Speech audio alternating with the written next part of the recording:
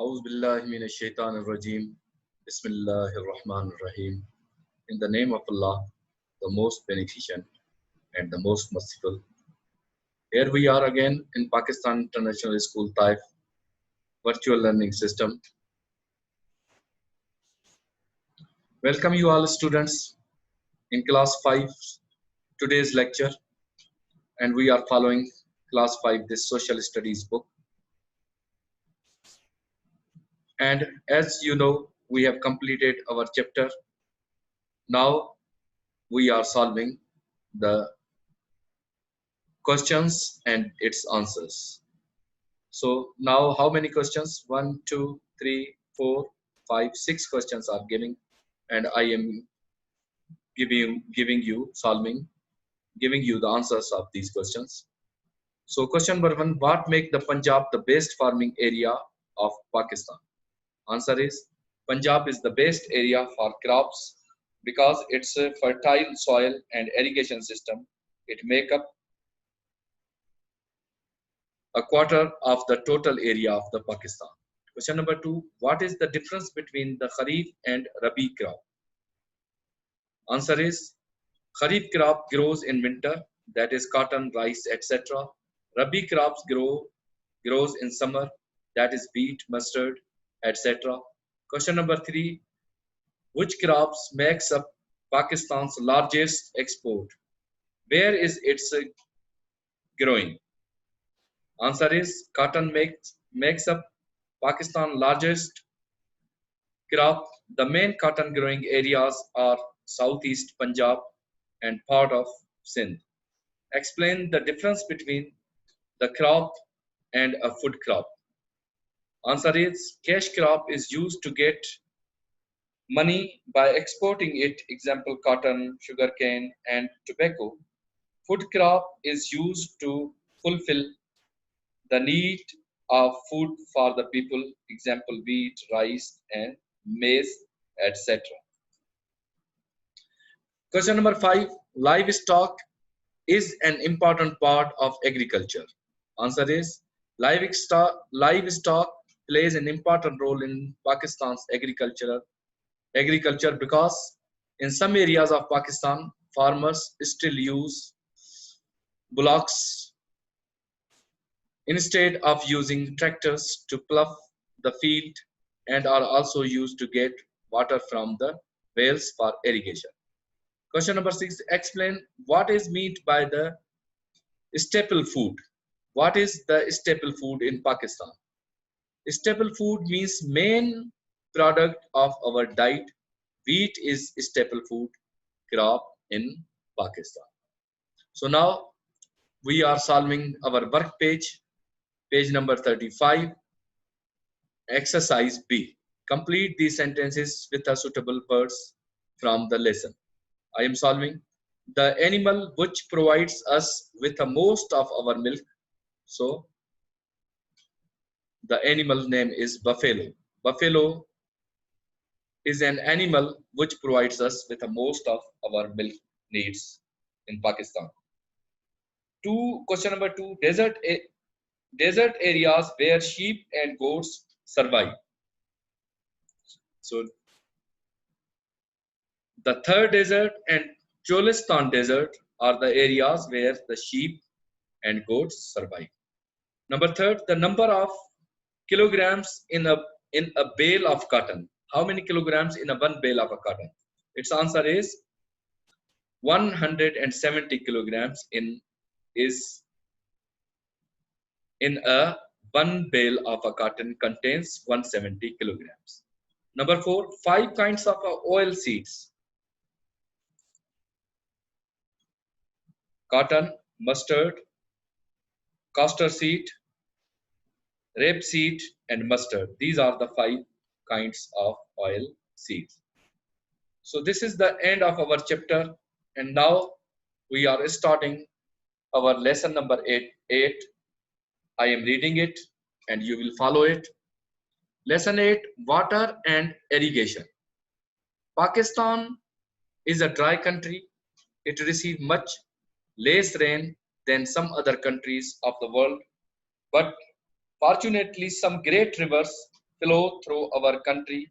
The five major rivers of Pakistan are the Indus, Ravi, Jhelum, Chenab, and Satluj. Besides these, there are also many small rivers in the north and seasonal rivers in the south, which provides water to the large areas of land.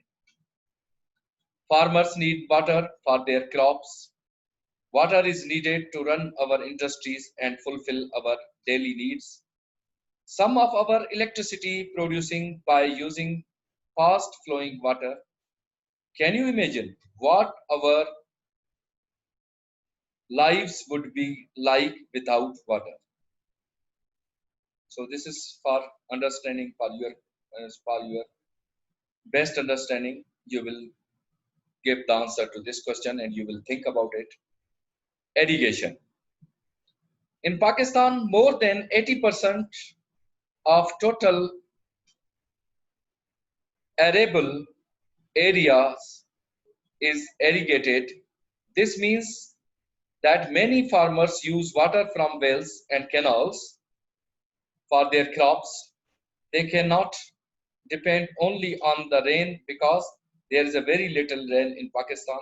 To make sure that crops get a regular supply of water, farmers have to irrigate the fields. There are many different methods of irrigation.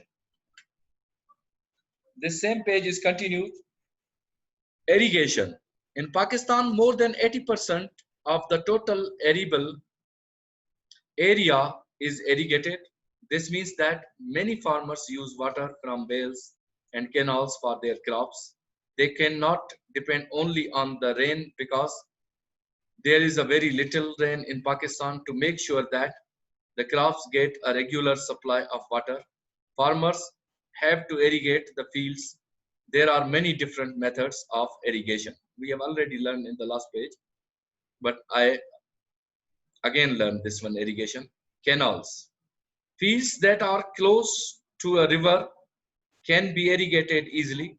Farmers can dig canals so that some of river water flows into their fields. Proper canals are called canal and can take water to places far away from the rivers. So this is one kind of a picture is given for the canal. In many places along the course of a river, the government builds dams, barrages, and diversions to store and redistribute water. Page number 37. Barrages are used to divert river flows through canals to fields far away. Some of the well-known dams of Pakistan are Varsak, Mangla, Tarbela, Bulan, Rawal, and Hub. Some famous barrages include Kotri, Pajnat, Guddu, Sakkar, and Tonsa. All our large rivers have canals running off them. Some canals are full throughout the year, others are dry at certain times of the year. So this is the picture of Khanpur Dam near Taxila in Punjab. Water that is below the level of the land in underground sources or in wells has to be brought to the surface so that it can flow into the fields. There are several ways of bringing underground water to the surface. Some traditional methods are shown below. So this is the end of reading of our chapter or lesson 6. So we have completed today. Inshallah, in the next we will complete its end of chapter questions and end of work page. So boys, you have been suggested that. So please learn for your coming tests, which includes from the first two chapters, from our first two lessons, lesson number 1 and 2.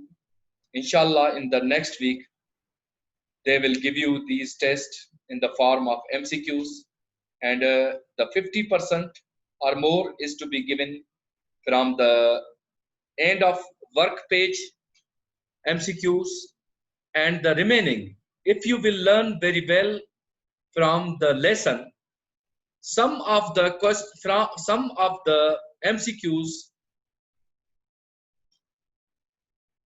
I write from the lesson. If you will learn the lesson very well, you can as easily give the answer to these MCQs. So boys, learn it very well, and wish you all the best. Inshallah, your tests will be very good, and wish you all the best. Till then, thank you very much.